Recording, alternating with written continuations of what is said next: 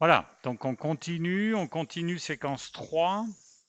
Séquence 3, vous avez vu, on a mis un écarteur en bas de la glène ici, là, qui repousse. On voit très bien l'intervalle des rotateurs. Et ce que tient Marilyn ici, c'est le sous-scapulaire. Donc là, il faut libérer du sous-scapulaire toute la capsule de manière à pouvoir aller mettre un écarteur dans la fosse sous-scapulaire.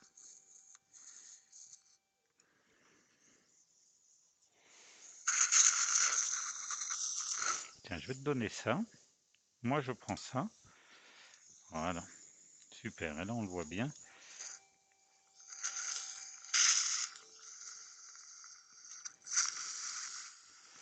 J'enlève tout ça.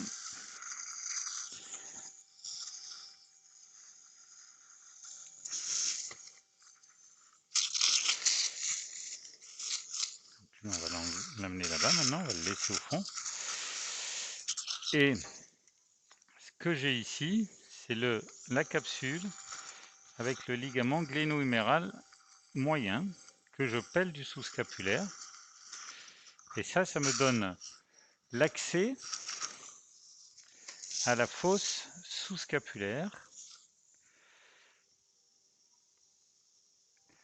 Il me reste ici, hein, tout ça. Et là, c'est un beau gaillard, hein, disons. De manière à pouvoir mettre un écarteur ici, ce qui va être possible à partir de maintenant. Donc on va mettre notre premier écarteur antérieur. Tac. Ok. Là maintenant on va faire le tour de la glène en bas à partir de ce que j'ai enlevé. Donc tout ça c'est du ligament gléno-huméral et de la capsule.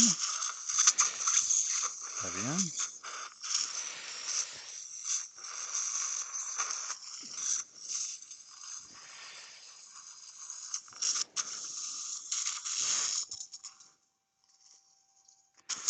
C'est vraiment le tour. Ok, là tu vas me le prendre comme ça, très bien. Et comme il est gros et costaud, grand et costaud. Ok, très bien, bouge pas. Non mais je vais le prendre. Attends, je vais aller te le... Vas-y. C'est que j'ai l'écarteur à mettre là, mais là c'est bon. Très bien. Une fois qu'on a ça, on va aller mettre l'autre écarteur. Alors celui-là, on l'a pas tordu non plus. Hein. Ouais, enlève. Très bien. Je vais le tenir comme ça pour l'instant. L'idée ici, c'est d'aller repousser en arrière l'humérus, comme vous faites dans la voie latérale. Ok. Voilà. De prendre le cadre que j'utilise habituellement. Non. Ouais. Tac, tac. Et de venir le mettre. Voilà, tu le tiens comme ça encore. Il faut que j'aille mettre l'autre en haut. De venir le mettre pour bien voir la glène. Et là, il faut que je nettoie en haut bien l'insertion du biceps avec son bourrelet que je vois bien ici. Hein. Voilà. Tout ça, c'est du bourrelet. Je m'en sers pour bien faire le tour de la glène. Et en fait, il y a un temps où il faut libérer, c'est en haut ici, pour pouvoir aller mettre en intra-articulaire sous le sus-épineux, le dernier écarteur qui va stabiliser tout ça. Voilà. Et là maintenant, je vais vous réinstaller, mais je vais pouvoir ramener la glaine face à moi pour pouvoir travailler. Donc pour vous montrer ça quand même, hein, c'est un écarteur qui tient comme ça. Et donc vous voyez l'écarteur postérieur en bas, ici, il est à peu près à 5 heures. Celui-là, on le met devant dans la fosse sous-scapulaire. Et je vais finir de nettoyer tout ça pour aller mettre, pour pouvoir aller préparer ma glaine dans de bonnes conditions. Donc on enlève tout le bourrelet, hein, tout ce qui est capsulo-ligamentaire.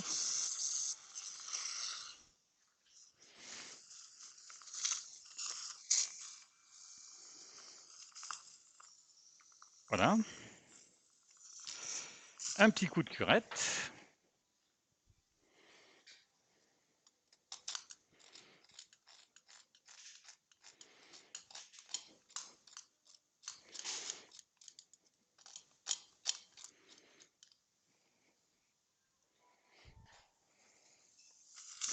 Une fois qu'on a pris la curette, Marilyn, tu vas me donner donc une glaine taille 3 et tu vas me donner d'abord une 80. Ouais, pour faire un petit essai. Donc là, je marque le pied de ma coracoïde, tubercule bicipitale. Et donc, je marque le méridien. J'aime bien faire ça. Et du coup, par rapport au bas de la glaine et au haut de la glaine, je marque l'équateur. Ça, pour moi, c'est important parce que ça me permet de dire à quel endroit. Voilà, et la 80, elle va bien. Donne-moi la 120 pour voir.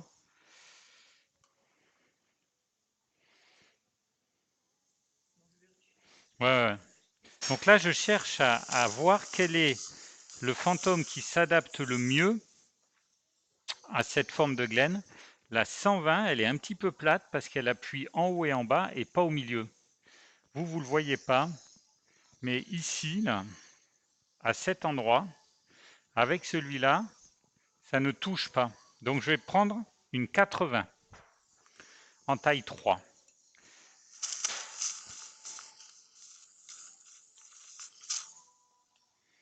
Voilà.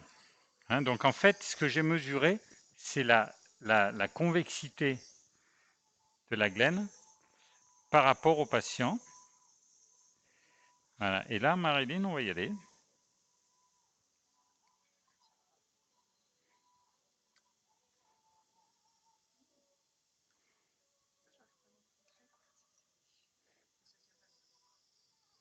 J'ai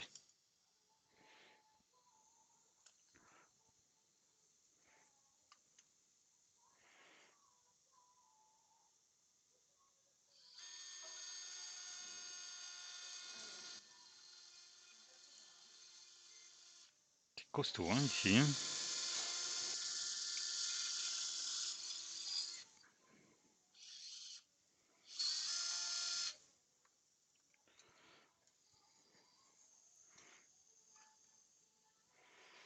Ouais, alors bouge pas, je vais faire un truc. Ça, c'est une petite astuce aussi. Je vais marquer ici en haut, si j'ose dire, sans faire brûler le malade. J'ai marqué la fin de ma glaine. Donc je ne sais pas si vous voyez ici maintenant, là, il y a une petite marque. Ce qui va me permettre à la fin de repositionner la glaine pour faire le trou supérieur.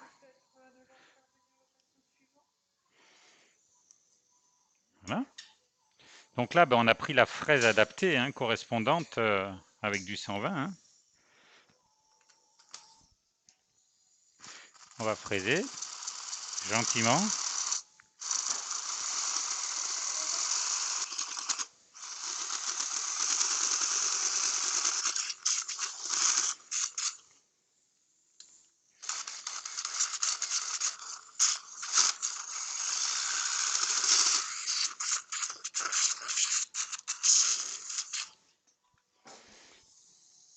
Une petite cochère, je l'ai.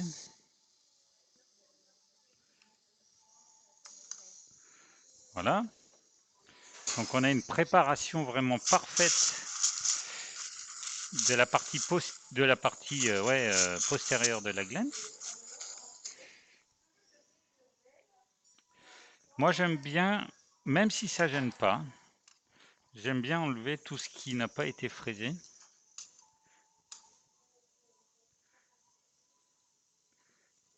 Pour pas être gêné quand je vais rentrer la glène définitive.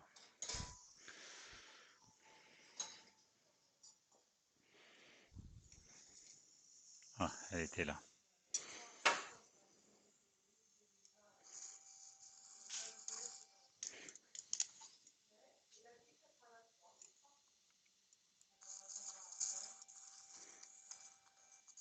Voilà. Un petit lavage.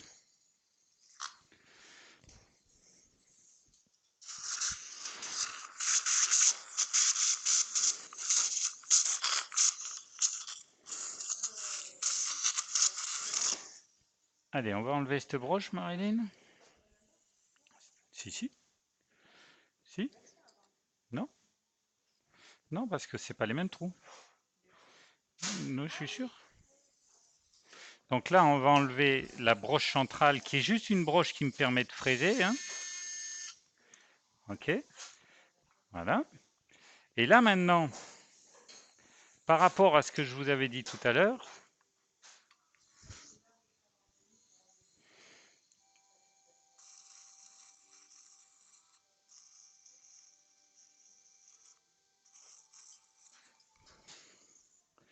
j'ai ma marque en haut qui est un peu disparue dans le fraisage. Donc je me remets un équateur par rapport au trou, de manière à ce que le trou du bas ne soit pas au niveau du trou du fraisage.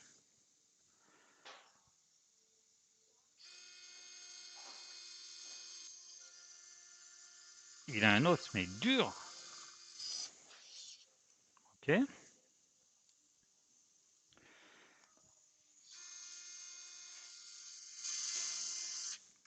Voilà.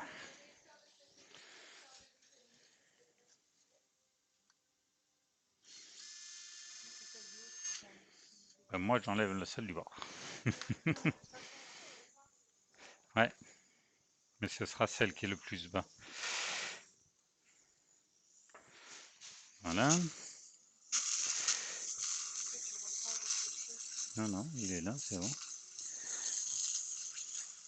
On a les deux trous superposés. Hein. Et moi, je prends celui du bas. Tac. Voilà. Je mets d'abord le haut. Donc là, ben, on a deux trous à faire parce qu'on a deux plots. Alors là, vous vérifiez bien hein, qu'il est marqué supérieur pour faire le trou du haut.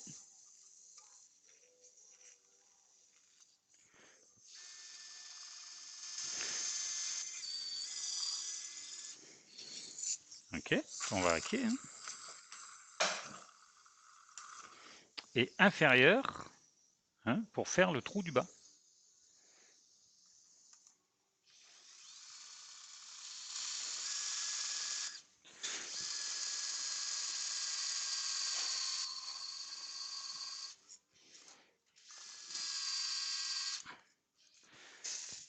Ouais.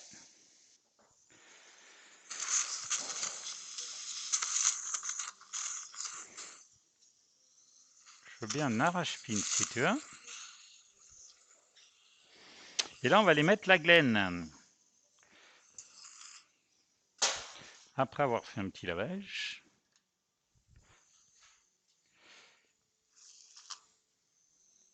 Tiens, tu me redonnes un peu de jus. Et mets-y un peu de bétadine qu'on ne peut pas mettre.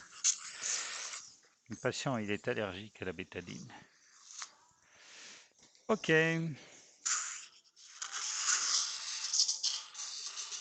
Voilà, donc vous voyez les deux trous qui sont parfaitement préparés. Hein. Je vais vous le mettre un peu mieux, comme ça, ce sera plus sympa pour vous. Tac. Et là, on va aller mettre la glaine définitive avec son porte-glaine. Je vais changer de gant quand même. Ça fait un temps mort dans le film, je suis désolé.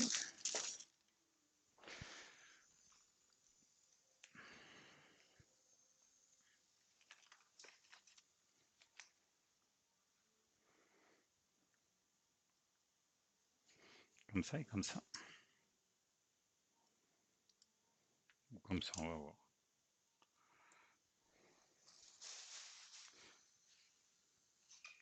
Voilà.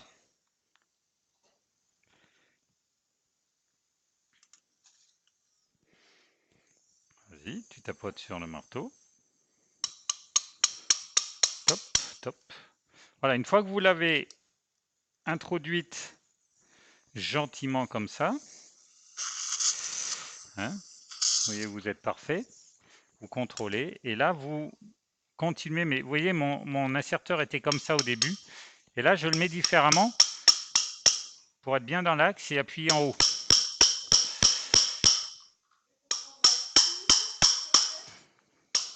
Voilà. Et là, il faut bien vérifier qu'on est hacké partout. C'est une glaine sans ciment, hein. Donc à aucun moment il faut pouvoir passer. On vérifie partout. Et là, la glaine est en place. Et on n'a pas à attendre que le ciment prenne. Donc on va pouvoir enlever tous les écarteurs.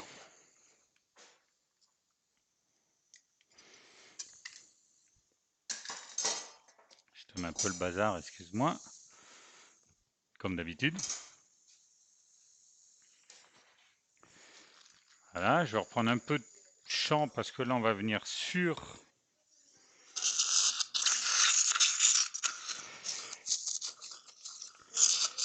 l'humérus, on revient. Hein. Donc là, vous voyez, je le luxe avant de tourner. Voilà. Et on va se remettre les écarteurs, Marilyn, et j'ai besoin de toi.